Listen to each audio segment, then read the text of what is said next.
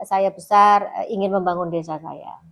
Karena waktu itu Luar biasa. Kalau disuruh memilih antara dua, politisi atau akademisi? masa-masa saat itu, kalau desa ini memang harus banyak kita sentuh dengan area pembangunannya, dengan struktur ekonomi, sosialnya. Dukung agar Kabupaten Jember biar lebih bagus lagi ke depan, Ibu ya. Nah, ini menjadi kenapa sih saya melakukan ini, karena saya ingin memberikan contoh kepada perempuan sebagai role model ya Mas ya. Betul.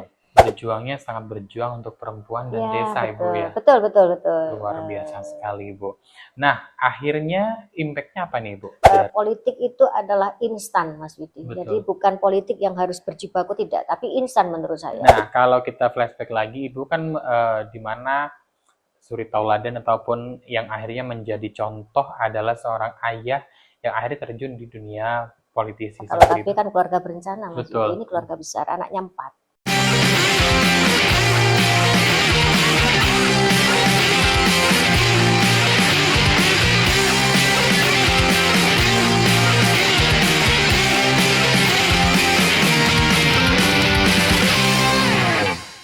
Assalamualaikum warahmatullahi wabarakatuh. Jumpa lagi bersama saya Vidi. Kita masih di podcast Sudut Pandang, saatnya bercerita. Pemirsa, di tengah pesatnya perkembangan teknologi digital, peran perempuan kian menjadi sorotan penting dalam membentuk masa depan bangsa. Tak hanya sebagai pengguna teknologi, perempuan kini hadir sebagai pendidik, penggerak, dan juga pendamping utama dalam menyiapkan generasi pelanjut yang cerdas, berkarakter, dan berdaya. Sang perempuan memiliki potensi strategis baik di keluarga, pendidikan, maupun ruang publik dalam menanamkan nilai literasi digital. Pemirsa, jangan kemana-mana, kita masih di podcast Sudut Pandang, saatnya bercerita.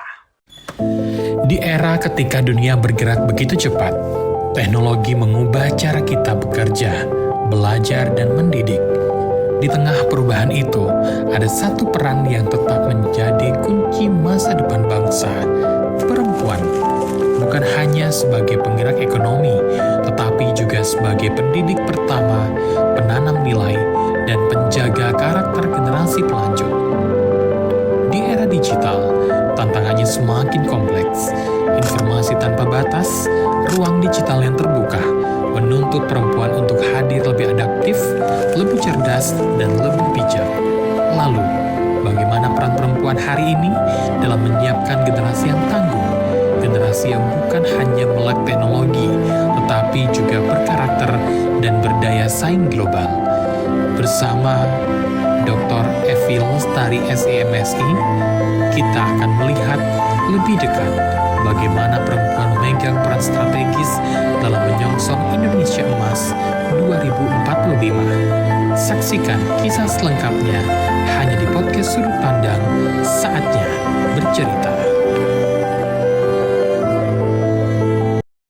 Baik pemirsa, senang sekali jumpa lagi bersama saya Vidi. Kita masih di podcast Sudut Pandang, saatnya bercerita. Dan kali ini berbicara mengenai peran perempuan di era ataupun di era digital kali ini. Kali ini kita sudah bersama narasumber kita yang begitu luar biasa. Beliau merupakan seorang akademisi dan juga politisi perempuan.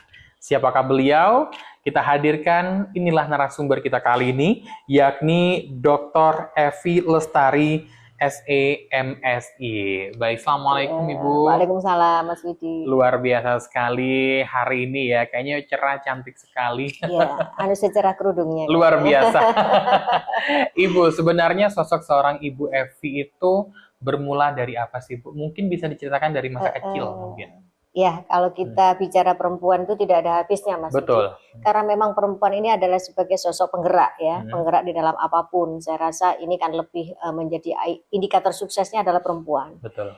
Jadi mulai kecil kalau kita lihat memang ada, saya lahir dari rahimnya perempuan yang bapak berpolitik ya, juga bertani karena beliau juga petani teladan nasional. Jadi anak-anaknya ya harus lebih dari itu kan begitu. Betul. Jadi setelah itu saya besar ingin membangun desa saya. Karena waktu itu S2 hanya saya Mas Widi di desa. Jadi otomatis kita punya tanggung jawab moral terhadap apa yang terjadi di desa. Sehingga setelah itu nikah dan lain sebagainya, punya anak. Nah ini menjadi bagian-bagian tertentu, akhirnya saya lahir menjadi seorang akademisi dan politisi. Luar biasa. Kalau disuruh memilih antara dua, politisi atau akademisi, Ibu? Tidak bisa dua-duanya. Harus dua-duanya Harus ya? dua-duanya, karena itu saling mengkaitkan kan begitu. Saling mengkaitkan seperti itu. Kalau ada satu kata desa, apa yang ada di benak Ibu Evi? Kalau desa ini kita kembali lagi kepada masa-masa saat itu. Kalau desa ini memang harus banyak kita sentuh dengan area pembangunannya, dengan struktur ekonomi, sosialnya. Nah, ini banyak hal yang memang harus kita gali secara cermat begitu. Karena desa itu betul-betul butuh perhatian kan begitu.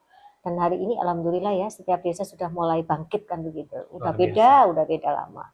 Kalau untuk aktivitas, sekarang aktivitasnya apa, Ibu? Saya sebagai kapasitas dosen, juga sebagai terakhir ini jabatan saya adalah sebagai tim pengarah percepatan pembangunan daerah Kabupaten Jember, membantu Gus Bupati dalam rangka beberapa implementasi program yang ada di Kabupaten Jember hari ini. Karena program-program beliau kan juga cukup banyak. Betul. Untuk mendukung agar Kabupaten Jember biar lebih bagus lagi ke depan, Ibu ya. Ada semacam percepatan lah. Percepatan seperti itu.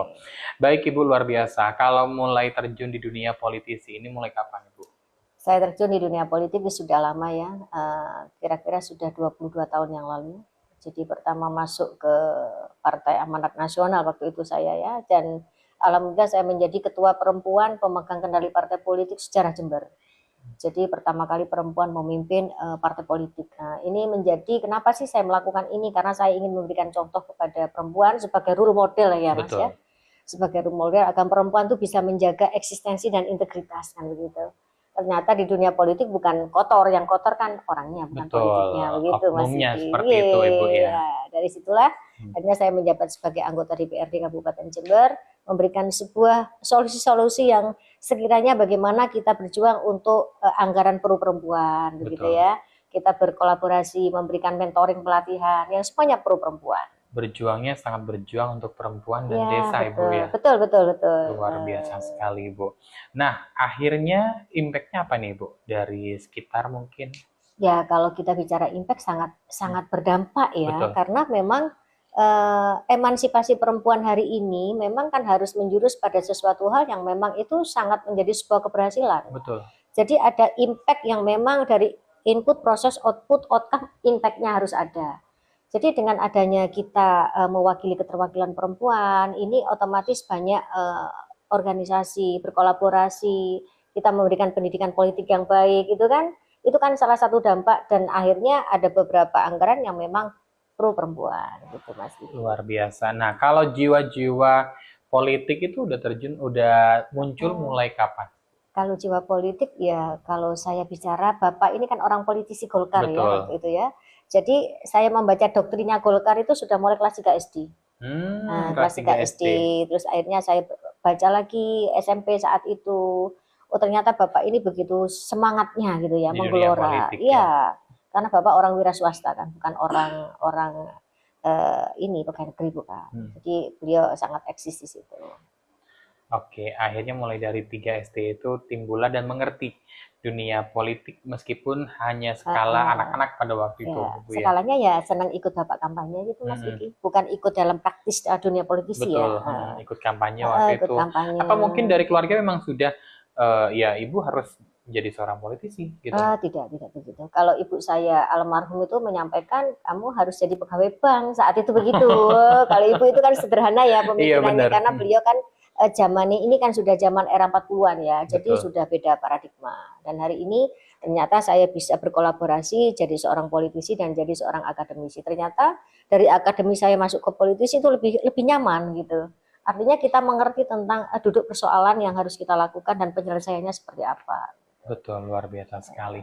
Jadi ini tidak saling bertolak belakang ya Ibu, antara akademisi dengan politisi seperti itu. Dan ternyata bisa untuk berjalan seirama seperti itu Ibu ya.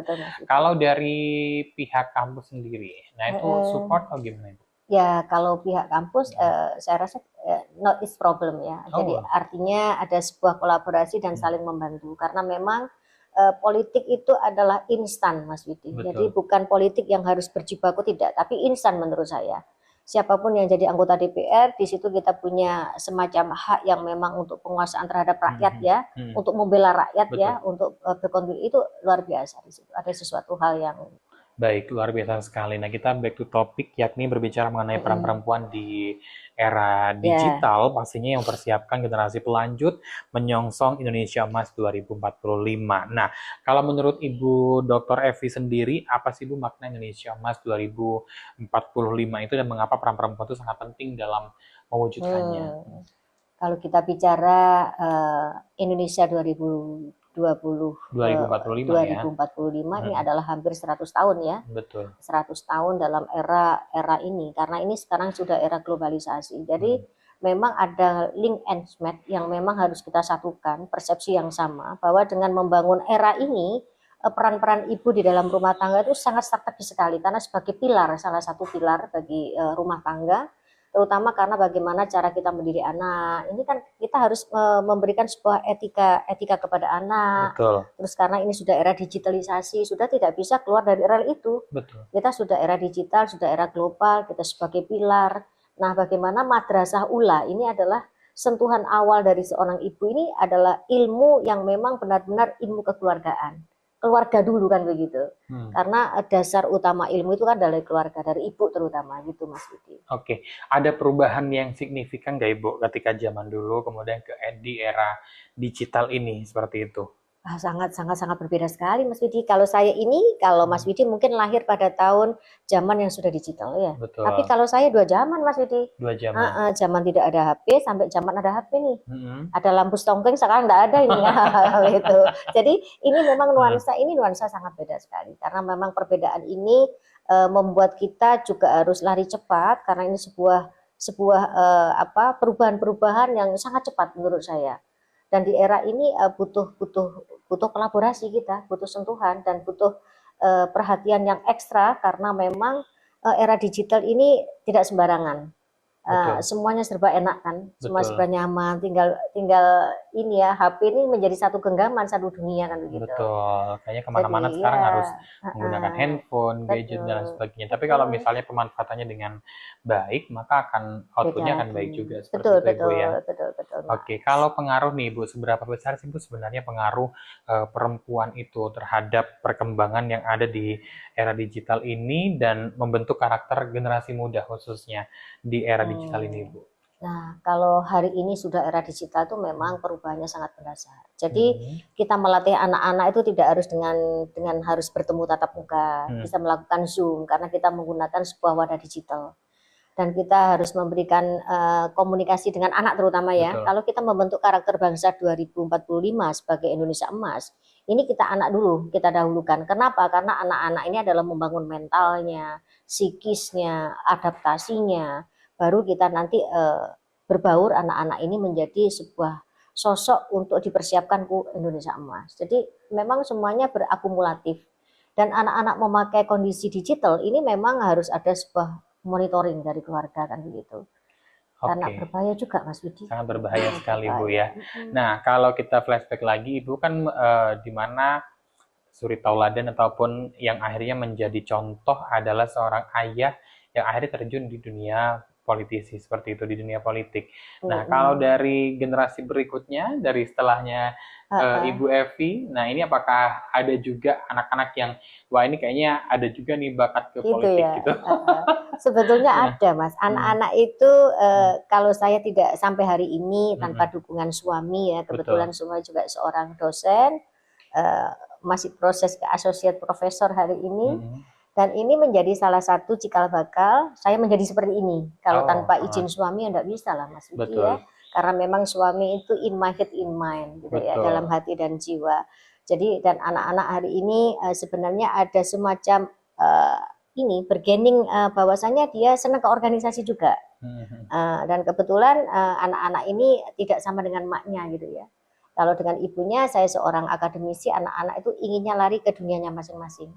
Jadi yang 2 apoteker, mengambil S2 semuanya, yang 1 dokter. Jadi otomatis ini anak-anak jauh lah. dari dunia politik, tapi Dunia dia politik paham apa karena yang ada dikerjakan kesibukan masing-masing ya. masing-masing. Seperti itu jalur yang ditempuh masing-masing seperti itu. Akhirnya Betul. mulai agak menjauh dengan politik, tapi mereka paham Dia akan paham politik seperti itu dan Ibu ya. paham apa yang dikerjakan orang tuanya hari ini berpolitik, ternyata dia banyak belajar di sana. Sering Oh, saya ajak begitu ya, agar dia juga secara mental menghadapi era global ini sudah siap kan begitu.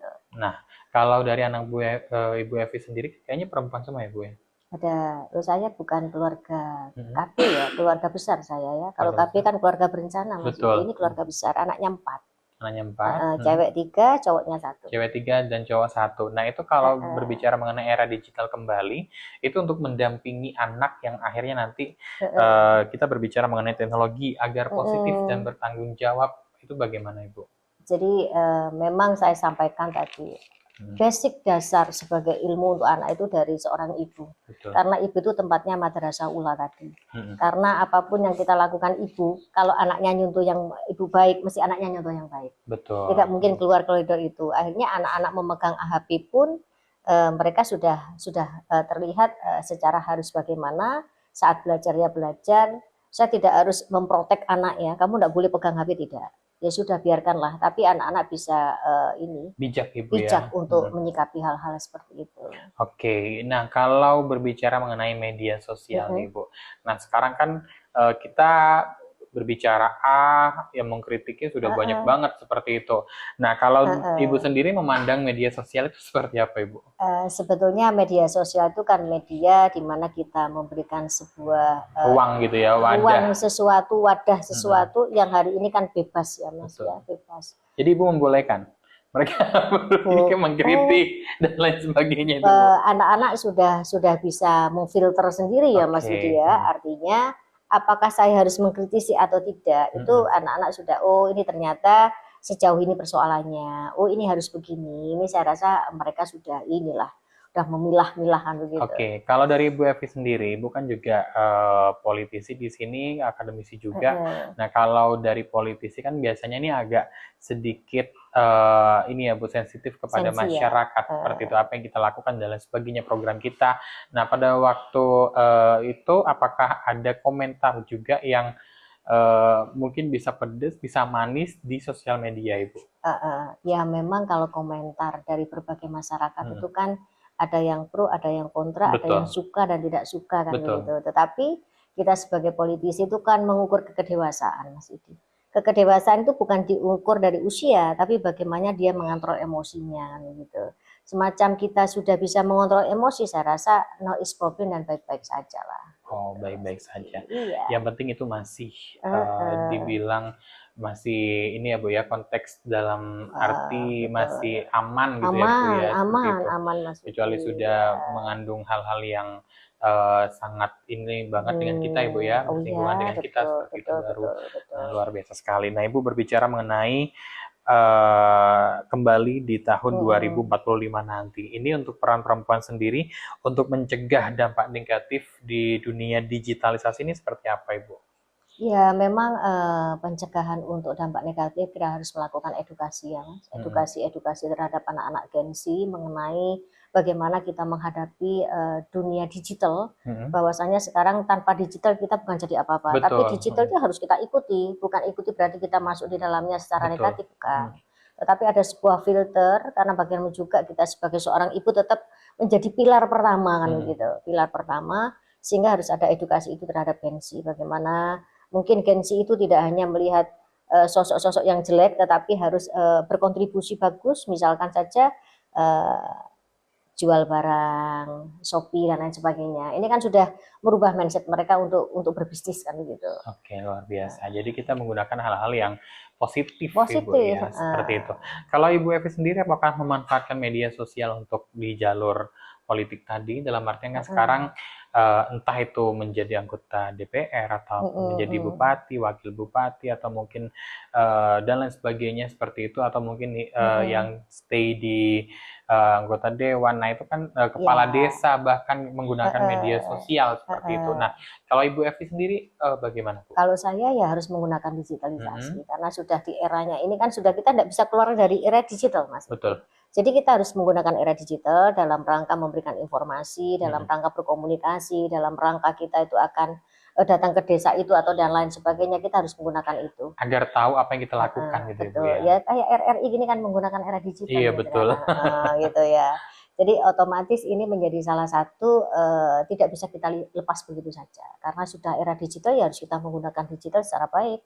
Sehingga informasi ini menjadi sebuah kepanjangan tanganan kita ke daerah-daerah tertentu sehingga kita cepat mengambil langkah dan informasi sehingga kita juga mengambil kebijakan keputusan itu juga secara cepat kan gitu. Oh gitu, luar biasa sekali Bu ya. Jadi mungkin ini sebagai media komunikasi antara kita dengan masyarakat seperti itu, sehingga Betul, misalnya kita betul. tidak bisa ke masyarakat langsung, akhirnya dari media sosial itu masyarakat tahu gitu ya Bu ya, Betul, apa yang Mas. kita lakukan, apa yang kita ingin sampaikan seperti itu. Nah, Betul.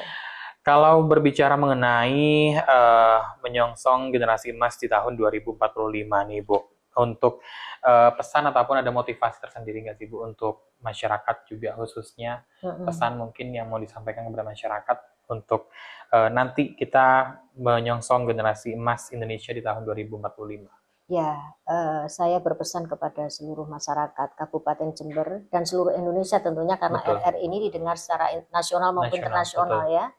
Jadi otomatis bagi wanita-wanita itu harus menjadi orang-orang yang hebat, orang-orang yang memang punya indikator kunci suksesnya, di mana perempuan itu harus selalu mewarnai di setiap sudut pandang, karena memang perempuan itu tidak hanya berperan dalam publik secara politik, tapi juga di akademisi, juga sekarang perempuan sudah di pengusaha, perempuan sudah di kementerian. Betul. Nah ini menjadi salah satu on the track bahwasanya perempuan ini menjadi sesuatu yang lebih untuk memberikan kontribusi terhadap bangsa dan negara kita. Luar biasa, senang sekali ya Ibu ya bisa wawancara dengan Ibu Evi, luar biasa sekali di sini. Dan yang pastinya ini juga sebagai motivasi bagi perempuan yang di luaran sana tidak hanya mengenal gula dan garam Ibu ya. Betul. Namun harus betul. mengenal semuanya yang ada di dunia ini Betul. dalam jalur apapun seperti itu Tapi ya. ada satu lagi Mas Apa, Widi, Ibu? bahwasanya perempuan harus tetap berkolaborasi dengan semua pihak dan perempuan harus tetap bisa menjaga integritas sehingga kita tetap eksis di jalur apapun, baik di politik, akademisi, pengusaha maupun yang lainnya. Betul ya, luar biasa sekali. Dan kalau misalnya berbicara kelemahan, sebenarnya perempuan itu kelemahannya apa sih Bu? Menurut saya manusia itu tidak lepas dari kelemahan ya Betul. Mas Widi. Kalau saya rahasia saya bongkar ke Mas Widi nggak mau saya. Ya mungkin masyarakat biar tahu oh ternyata perempuan ini kelemahannya, tapi jadikan kelemahan itu menjadi suatu kelebihan nantinya seperti itu. Agar dari kelemahan itu mereka tidak larut dalam kelemahan itu Ibu. Betul. Kalau perempuan kalau punya kelemahan, saya rasa kelemahan tuh bisa langsung menjadi salah satu kelebihannya. Karena perempuan itu lebih mudah mengontrol emosi, gitu ya. Jadi perempuan itu menalurikan dengan hati. Melalui hati Ibu ya. Melalui hati. Tapi kalau perempuan ini harus dikatakan lemah, saya tidak mau. Karena perempuan ini adalah perempuan yang eksis, bisa menjaga mulai dari keluarga lahir sampai dengan eksistensi sampai hari inilah ya. Betul. Gitu. Mungkin bisa dibilang bukan lemah, namun berbicara menggunakan hati, Ibu. Nah gitu ya. Nah, Tidak perlu menggunakan emosi gitu ya. Tidak, ketika berbicara mengenai dengan perempuan, sharing dengan perempuan, tidak perlu lah yang namanya dengan emosi, namun menggunakan hati. Sehingga pesan itu akan sampai seperti itu, Betul, Ibu ya. betul. Luar biasa, Ibu Evi, terima kasih. Mohon maaf ganggu waktunya, ini luar biasa banget. Dan yang pastinya ini adalah contoh perempuan, salah satu perempuan, ini baru salah satu ya, kita akan menemui perempuan-perempuan hebat lain di luaran sana seperti Ibu Dr. Evi yang begitu luar biasa dan tetap berkiprah meskipun perempuan seperti itu, namun tetap bisa berkiprah dan ternyata eksistensinya pun sampai saat ini begitu luar biasa seperti itu. Bahkan untuk Jember pun juga sangat membutuhkan sosok seorang Ibu Evi seperti itu. Terima kasih Ibu Evi, luar biasa sekali dan menginspirasi sekali. Dan yang pastinya pemirsa jangan lupa untuk bisa menyaksikan podcast Sudut Pandang di channel YouTube RRI Jember. Pemirsa, perempuan di era digital bukan hanya saksi perubahan, tetapi aktor utama dalam membentuk masa depan generasi bangsa. Melalui peran aktif dalam pendidikan dan pemanfaatan teknologi yang bijak, perempuan menjadi fondasi penting menuju terwujudnya Indonesia Emas 2045. Jangan lupa like, komen, dan juga subscribe di channel YouTube RRI Jember. Saya Vidi pamit, sampai jumpa. Wassalamualaikum warahmatullahi wabarakatuh.